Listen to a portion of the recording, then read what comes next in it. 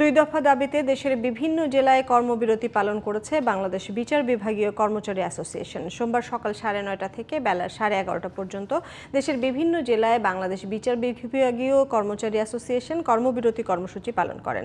এতে ভোগান্তিতে পড়েন সেবা নিতে আসা বিচার প্রার্থীরা। সারা দেশ থেকে প্রতিনিধিদের পাঠানো রিপোর্টে বিস্তারিত জানাচ্ছেন ফারিয়া হাফিজ নিঝুম। বিভাগের জন্য সুপ্রিম কোর্টের অধীনস্থ সচিবালয় স্থাপন সহ দুই দফা দাবিতে বরিশাল বিচার বিভাগীয় কর্মচারী অ্যাসোসিয়েশনের উদ্যোগে কর্মবিরতি পালন করা হয়েছে। কেন্দ্রীয় কর্মসূচির অংশ হিসেবে 2 ঘণ্টাব্যাপী কর্মবিরতি পালন করেছে বাংলাদেশ বিচার বিভাগীয় কর্মচারী অ্যাসোসিয়েশনের বগুড়া জেলা শাখা। পদোন্নতি ও বেতন বৃদ্ধির দাবিতে 2 ঘণ্টাব্যাপী কর্মবিরতি পালন করেছেন রংপুর আদালতের কর্মচারীরা।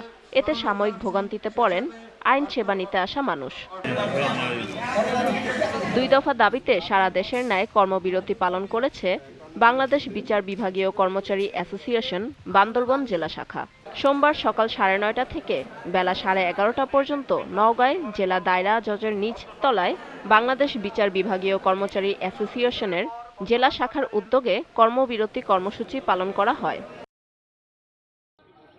এছাড়া হবিগঞ্জ, ঝিনাইদহ, কুষ্টিয়া, মেহেরপুর, চুয়াডাঙ্গা, ঝালকাঠি, জামালপুর সহ বিভিন্ন জেলায় এই কর্মবিরতি কর্মসূচি পালন করেছেন বাংলাদেশ বিচার বিভাগীয় কর্মচারী অ্যাসোসিয়েশন।